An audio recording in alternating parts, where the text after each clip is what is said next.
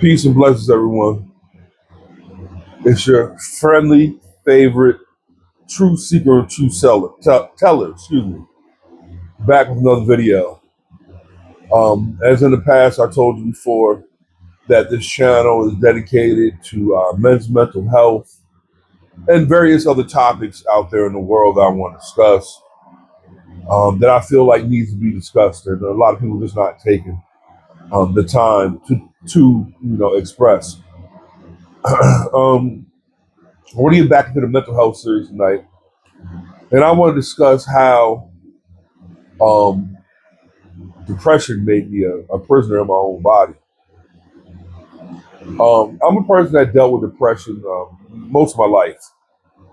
Like a lot of other men, um, we became astute at not being okay, but projecting that we were okay. So I didn't discuss, my mental health issues. Not really right up until, my daughter was born. And then it became kind of like unbearable. But back in the day, my thing was whenever I felt stressed or depressed or anything like that, I would go to the gym. And, I was a beast. I lifted a lot of heavy weights, would spend a long time in the gym. I was a person, I'd be 320, 330 pounds, and I'm doing pull ups and chin ups, dips. I could do 50 dips in a clip. And as I was doing them, my shoulders would feel awkward, but I just thought that's what was supposed to happen because I'm that big doing dips. And so for years, I would go to the gym whenever I got stressed. And, it was really like an antidepressant, really, really. I was able to work it out. But for a few years, I stopped and I quit my routine. And this is around the time when I had really pulled myself out of depression because I had gotten my life on track to where I wanted to be at. And then, boom, my daughter was born one day. And she was born very early. And the circumstances behind how she was born caused her to be disabled. And she was blind, she was quadriplegic, and I ended up taking care of her by myself, really. And so, as you can imagine, taking care of your child that way, it was very, very difficult. I was stressed out all the time, angry. I didn't understand why this was happening. I didn't understand why my daughter was suffering the way she was. I didn't understand why I wasn't getting any support from anyone but my parents. I just didn't understand it. So I was angry. And slowly but surely, my hair started turning gray, because stress was 24/7. Because I was oftentimes up at night, taking care of my daughter when she had her medical needs and stay at the hospital with her. And that was stress, stress, stress, stress, stress. So while she was alive, I wanted to go back to the gym again because, like I said, it was a perfect stress reliever. So I had an injury from back in the early 2000s in my lower back. So what I always did, I always wore a weight belt. So I lived 2 miles from the gym. So my thing was I would walk to the gym 2 miles, lift weights, do a little bit of cardio, and then walk back. That was my routine with the gym. And so while I was working out again, I noticed something. I felt like I had a groin pull. Like, where's this coming from? My groin, I got a groin pull. This is not good. I don't like it. But I kept on working through it and said, okay, it'll work itself out. Athletes, get groin pulls. So I was working through the groin pull, just kept on doing what I had to do, walking back and forth to the gym. And then one day my weight belt broke. As a bigger man, I had a very hard time finding a weight belt that made it able for me to be able to walk back and forth to the gym to where I was. I could only, walk but for a certain period of time. So the walking to the gym was out of the question. But I was still able to work out, so I would, just drive to the gym and go work out. But the groin pull, it wasn't getting any better. I was getting stretched out. I went from, stretching on my own to having a guy at the gym that was teaching me some martial arts. He would stretch me out. So he would stretch me out, and it never really got any better. And then one day it was just too much. I just couldn't do it anymore, so I stopped working out. But I said, okay, it might just be for the better. It's just more time for me to spend with my daughter. I just took it for what it was and just kept it moving. And then my daughter passes away in 2014. She was born in 2010. She passed away in 2014. And so now, as you can imagine, I went through all the trials and tribulation I went through with losing a child and being fresh in my mind. And then I started a new career as an outside sales. And so I was selling home improvements, which caused me to have to travel the whole state. And I was going to people's houses. And it took me a while to get to understand how to sell. It's a learning curve. And to go along with that, you do all this traveling, making you money at first.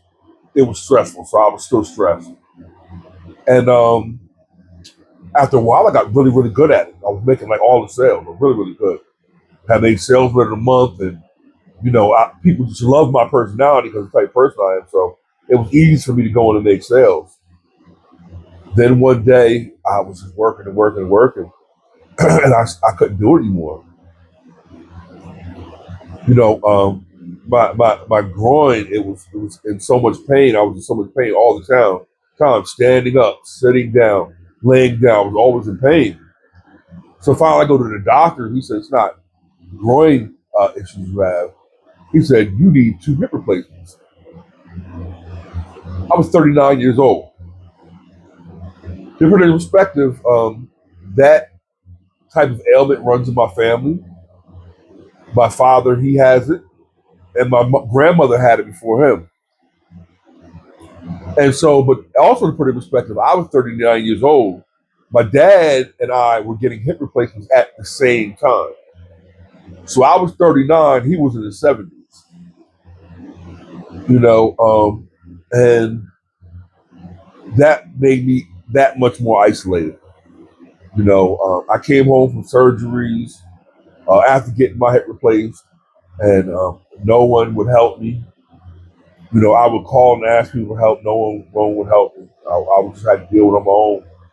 I was in a walker, so you're in a walker. It wasn't really too much I could do. I couldn't clean. I couldn't cook, but I had to, make it work the best way I could. And I did that twice. I did 2 different surgeries, and I thought that, my support circle would come back together, but it never did. I was just dealing with it, and then other parts of my body started breaking down. Then I ended up catching cancer, and all of that has been a huge, huge, huge hit to my mental health.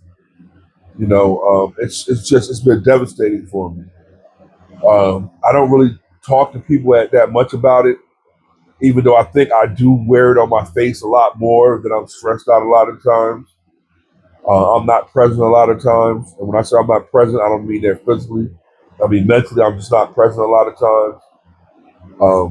And again, the isolation has torn me apart, and it's really made me a prisoner in my body. I'm just stuck at home, alone, 95% of the time. I'm supposed to be going to a wedding for my cousin soon. I'm not looking forward to that because I'm going to see people I haven't seen in 30 years that I went to high school with, and I got to explain to them what happened to them. It's been kind of rough. But me doing these videos and kind of being able to express what I've been going through, and if something can help others, then that makes me feel better, at least a little bit. I always tell kids when I run into them, like the younger generation. I'll be riding around Walmart, which is the only place I really go to. I'll be riding around Walmart and riding cart, and I'm telling them, I say, hey, while you're young, take care of your health, because when you get older, it gets more and more difficult, and it'll take more and more out of you. And that's where I'm at now, at 50 years old. I haven't given up the fight.